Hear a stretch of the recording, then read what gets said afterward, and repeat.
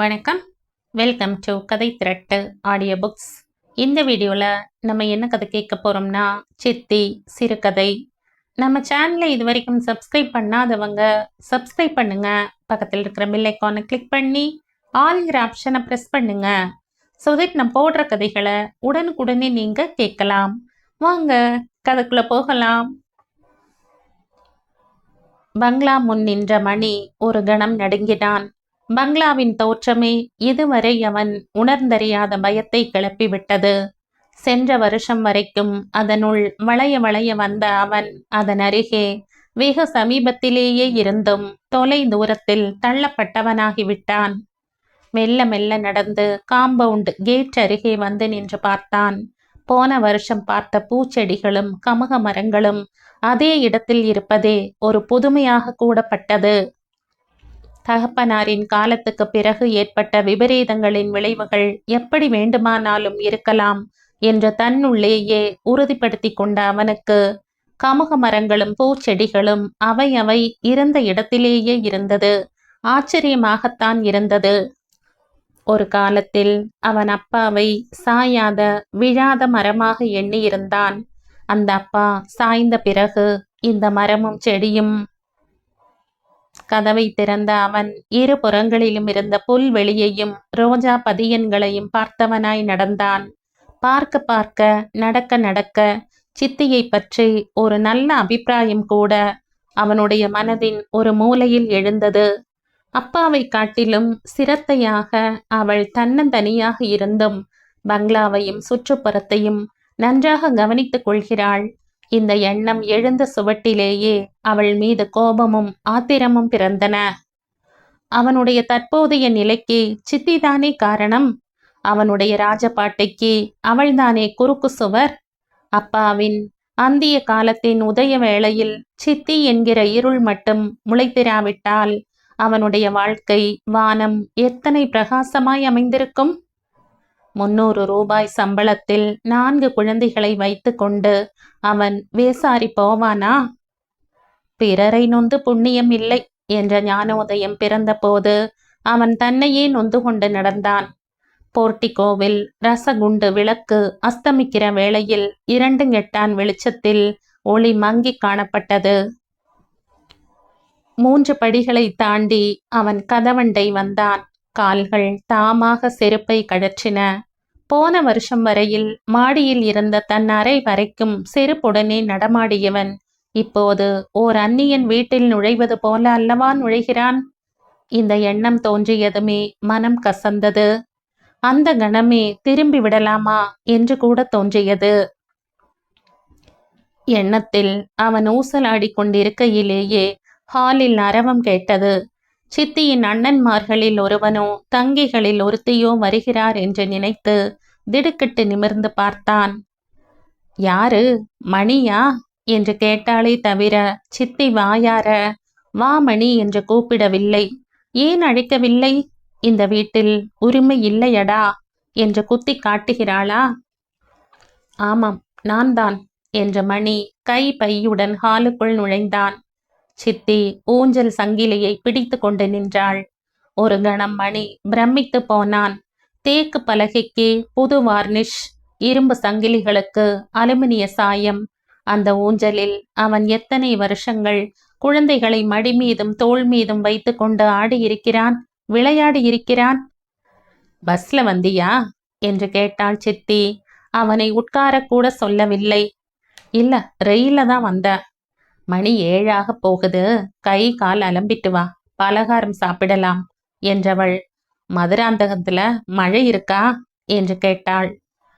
மதுராந்தகத்துல உன் பெண்டாட்டியும் குழந்தைகளும் சௌக்கியமா என்று கேட்க சித்திக்கு துப்பில்லை.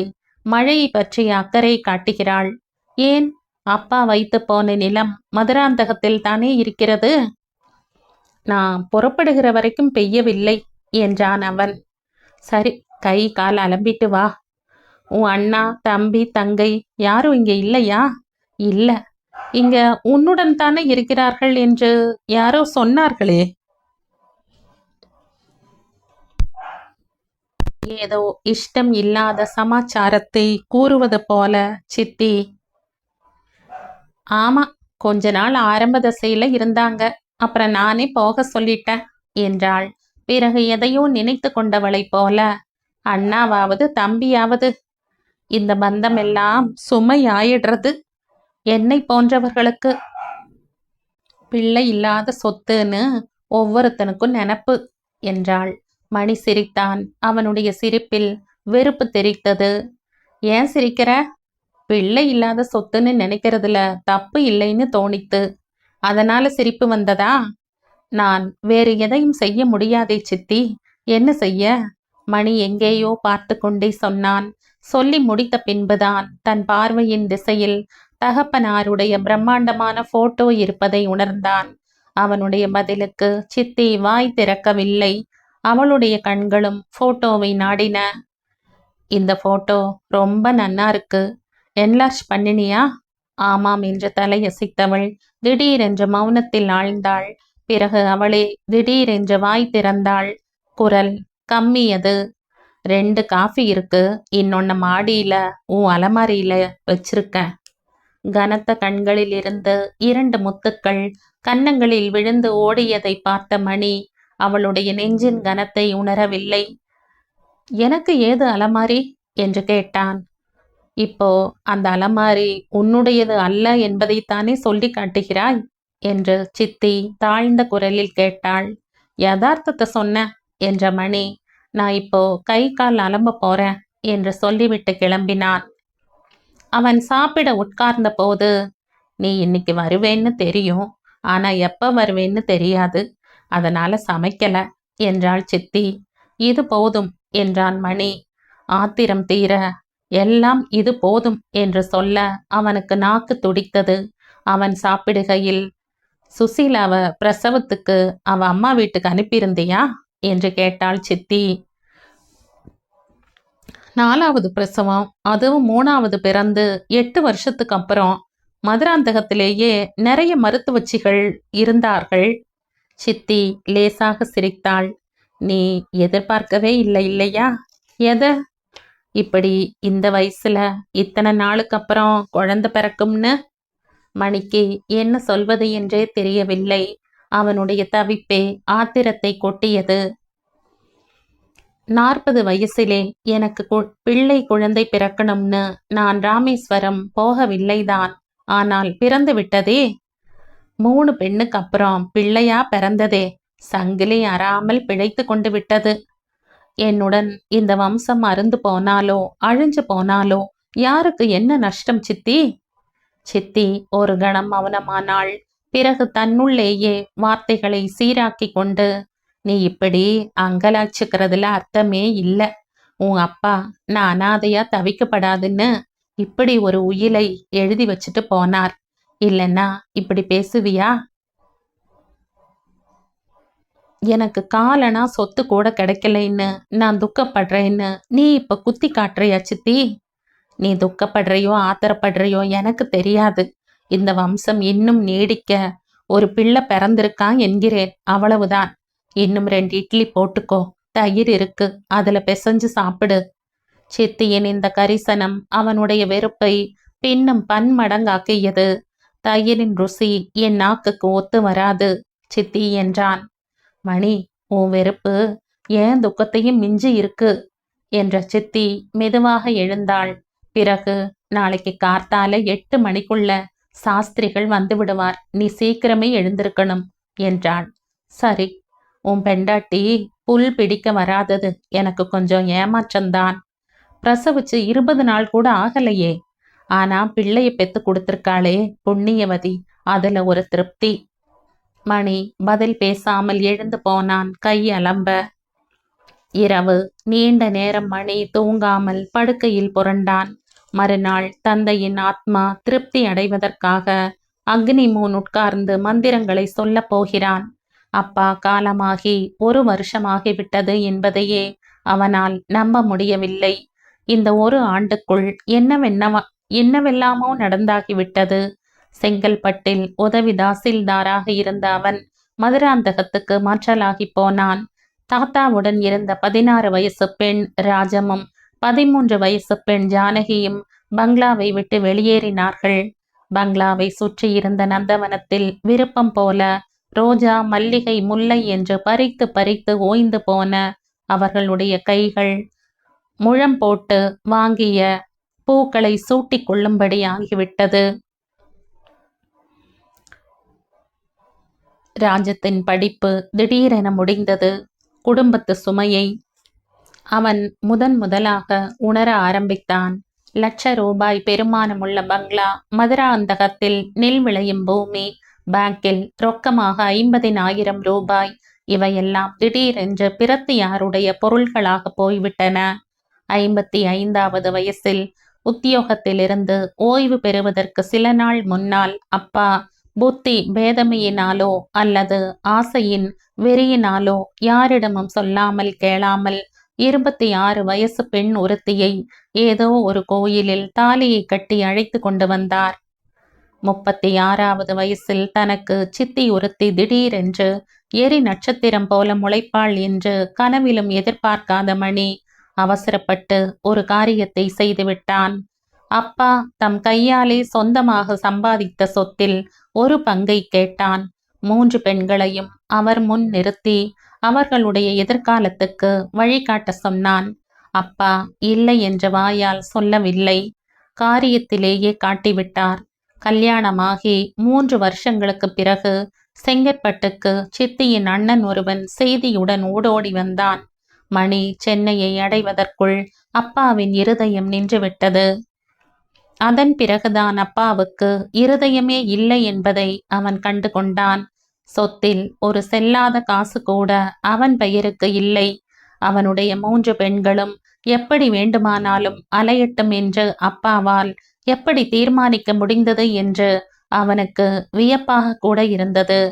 சாகிற வரைக்கும் ராஜத்தின் மீதும் ஜானகியின் மீதும் உயிரையே வைத்திருந்தவர் அவர்.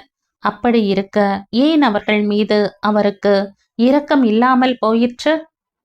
கிரியைகள் எல்லாம் முடிந்த பின் மணி மனைவியையும் பெண்களையும் அழைத்து கொண்டு சித்தியிடம் சொல்லிக் கொள்ளாமலே வெளியேறிவிட்டான். அப்பாவே இருவருக்கிடையேயும் ஒரு சொந்தத்தை ஏற்படுத்தினார். அவர் மறைந்த பிறகு சொந்தத்துக்கு அர்த்தமே இல்லாமல் போய்விட்டது.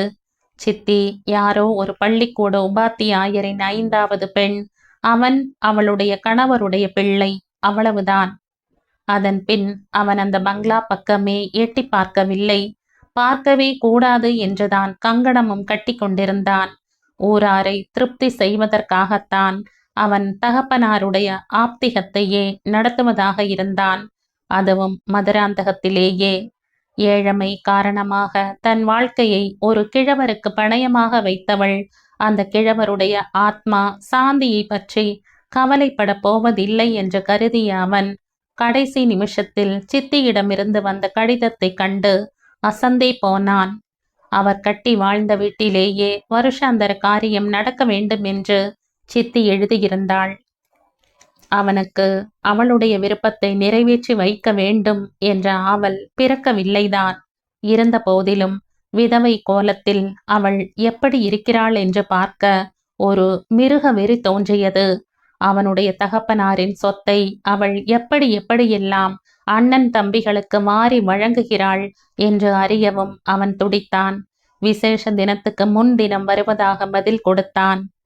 வந்த பிறகுதான் எதிர்பார்த்தது போல எதுவும் நடக்கவில்லை என்று தெரிந்தது. அப்பா இருந்தபோது அதிகம் வாயையே திறக்காத சித்தி கொஞ்சம் அதிகமாகவே பேசுகிறாள் என்று நினைத்தான். அண்ணனும் தம்பியும் வெறும் சுமை கூட்டம் என்று அவள் வெறுத்து கொண்டது ஆச்சரியமாகத்தான் இருந்தது.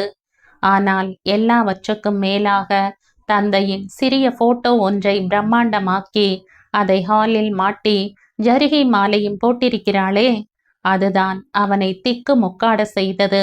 30 வயசுக்குள் விதவை கோலம் பூண்டவள் வயசாகி காலமான கணவரை எப்போதும் நினைத்து கொள்கிறாளா? மணி தன் எண்ண சுழல்களிலேயே ஓய்ந்து போய் கண் அயர்ந்தான். மறுநாள் பிற்பகல் 3 மணி சித்தி மெதுவாக மணி என்று அழைத்து கொண்டே ஹாலுக்கு வந்தாள். என்ன என்று கேட்கும் தோரணையில் மணி ஏறிட்டு பார்த்தான். அவளுடைய கையில் சில காகிதங்கள் இருந்தன. வேண்டாம். இதெல்லாம் என்ன தெரியுமா கையில் இருந்த காகிதங்களை காட்டினாள். தெரியாது.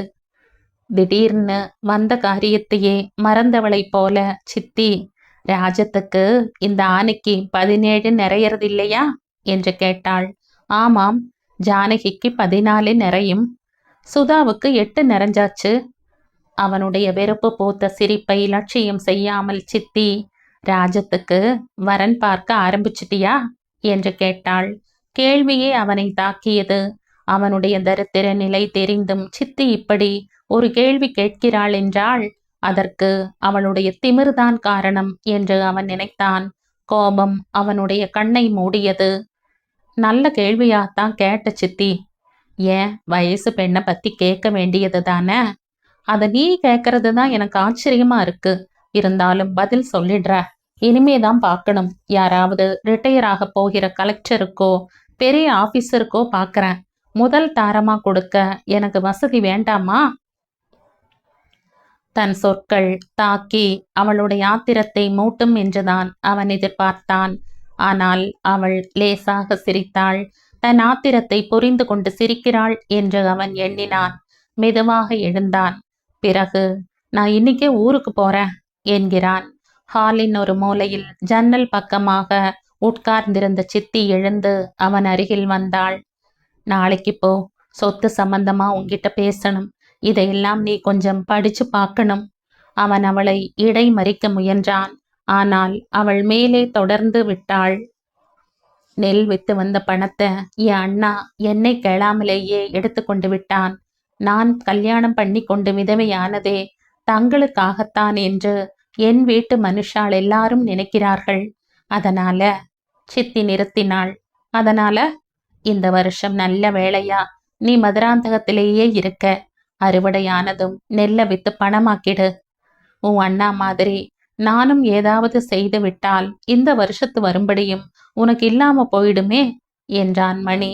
அவனுடைய வார்த்தைகள் காதிலேயே விழாதது போல அவள், பேங்கில இப்போ 52,000 இருக்கு என்று இன்னொரு சொத்தை பற்றி ஆரம்பித்தாள். மாம்பலத்துல எனக்கு தெரிஞ்சவருக்கு. ஏன், உனக்கும் அவர் தெரியும். சபாபதிதான். அடமானத்தின் பேர்ல 40,000 வேணுமாம். நீ வந்ததும் வக்கீலை பார்த்து ஏற்பாடு செய்கிறேன்னு வாக்கு கொடுத்திருக்க. சித்தி தகப்பனாரின் பணத்தை வைத்து கொண்டு லேவாதேவி செய்யவும் ஆரம்பித்து விட்டாள் என்று தனக்குள் எண்ணிய மணி, நல்ல வட்டி கிடைக்கும் என்றான். 1 ரூபாய் வட்டி. மாதா மாதம் 400 ரூபாயை கொண்டு வந்து கொடுத்துடணும்னு ஏற்பாடு. இன்னைக்கு நீ எனக்காக கொஞ்சம் வக்கீலை பார்க்கணும். சரி. இந்த வருஷம் அறுவடையானதும் நிலத்தை வித்து விடணும். என்ன விலை கிடைக்கும்? 30,000 பெறும்னு வக்கீல் சொன்னார். அதையும் வட்டிக்கு விடலாம்னு யோசனையா? போக போக தெரியும். இன்னொரு சமாச்சாரம். இத்தனை பெரிய பங்களாவில் தன்னந்தனியா எனக்கு இருக்க பிடிக்கல. சொல்லப்போனா இந்த ஊர்லயே இருக்க பிடிக்கல. வாடகைக்கு விட்டுடலாம். 750 ரூபாய்க்கு ஆள் இருக்கு. நீ என்ன சொல்ற? எனக்கு சொத்தை பத்தி என்ன தெரியும் சித்தி? முன்ன பின்ன கண்டிருக்கனா? அனுபவித்திருக்கிறேனா? வாடகைக்கு விட்டுட்டு சாமான்களை எல்லாம் அவுட் ஹவுஸ்ல போட்டுட்டு. சித்தி மணியின் முகத்தை கூர்ந்து கவனித்து கொண்டே இழுத்தாள். அவளுடைய பார்வையில் அவன் தலை குனிந்தான். குரல் தொடர்ந்தது. உன் குழந்தைகளையும் பார்த்து கொண்டு உன்னோடையே இருந்து விடலாம்னு தீர்மானிச்சிருக்க. அடுத்த வினாடி மணி சிலையானான். இம்மாதிரியான திட்டத்தை அவன் எதிர்பார்க்கவே இல்லை. லட்சாதிபதியான சித்தி உதவி தாசில்தாருடைய வீட்டில் இருக்க போகிறாளா? நான் தழுக்க, நீ என்ன சொல்ற சித்தி என்று கேட்டான். உன்னுடனேயே இருக்க போகிறேன். உன் பிள்ளையை கொஞ்ச போகிறேன். உனக்கு பைத்தியம்தான் பிடிச்சிருக்கு. அப்பா இருக்கிற வரைக்கும். அவனுக்கு மேலே என்ன பேசுவது, எப்படி பேசுவது என்று புரியவில்லை. அப்பா இருக்கிற வரைக்கும்தான் நமக்குள்ள உறவு இருந்ததுன்னு நீ நினைக்கிற. நான் அப்படி நினைக்கல. உறவை ஏற்படுத்தி விட்டு அவர் போய்விட்டார்னு எனக்கு தோன்றது. உறவுக்கு பாலமா இருந்தவர் மறைஞ்சப்புறம் பாலம் மறையாம இருக்கு. உன் மூலமாவும் உன் பிள்ளை மூலமாவும் பாலம் ஸ்திரமாயிடுத்து. அவரோட குடும்பத்தோட நான் ஒட்டி கொள்ளாம என் பிறந்த வீட்டோட போய்விட்டால் அவருடைய ஆத்மாவுக்கே சாந்தி இருக்காது. நான் அவருடைய சொத்தையே திருடியவளாகி விடுவேன். மணியின் உள்ளம் புல்லரித்தது. சித்தியா இப்படியெல்லாம் பேசுகிறாள்? எனக்கு என்ன சொல்றதுன்னே புரியல சித்தி. இதுல புரியறதுக்கு ஏதும் இல்ல. உன் அம்மா இன்னைக்கு உசுரோட இருந்தா என்ன செய்வா? ராஜம், ஜானகி, சுதா இவர்களுக்கெல்லாம் நல்லபடியா ஏற்பாடு செய்யணும்னு துடிப்பா. நான் உன் அம்மாவா இல்லாது போனாலும் அந்த ஸ்தானத்துல இருக்கிறேனே. அதை கொடுத்த உன் அப்பா என்னதான் அவசரப்பட்டு ஒரு உயிலை எழுதினாலும் என்கிட்ட இருந்து எதை எதிர்பார்ப்பார்? நான் ஏன் ஸ்தானத்துல இருந்து கொண்டு செய்ய வேண்டிய கடமைத்தானே. எனக்கு தலை சுத்துறது சித்தி. தலையை ஜாக்கிரதையா பார்த்துக்கோ என்று சிரித்த சித்தி, வக்கீல பார்க்க கிளம்பு. பூமியை வித்து பணமாக்கி ராஜம், ஜானகி, சுதா பேர்கள்ல அவர்களுடைய கல்யாணத்துக்குன்னு எழுதி வைக்கணும். இந்த பங்களாவை என்னென்னைக்கும் விற்க முடியாம இருக்க உன் பிள்ளை மேல மைனர் சொத்தா சாசனம் செய்யணும் என்று அடுக்கிக் கொண்டே போனாள். மணி தகப்பனாரின் பிரம்மாண்டமான போட்டோவையே பார்த்தவனாய் நின்றான். நீ வீட்டை வாடகைக்கு விட்டாலும் எல்லா சாமான்களையும் அவுட் ஹவுஸ்ல போட்டாலும் இந்த போட்டோ மட்டும் இங்கேயே இருக்கட்டும் சித்தி என்றான் அவன். நீ சொன்னாலும் சொல்லாட்டாலும் இங்கேயேதான் அது இருக்க போறது. மதுராந்தகம் வீட்டுல மாட்டத்தான் இன்னொரு காப்பி இருக்கே என்றாள் சித்தி. மணியின் மனத்திரையில் திடீரென இன்னும் சாயாத கமுக மரங்களும் பூச்செடிகளும் தோன்றின.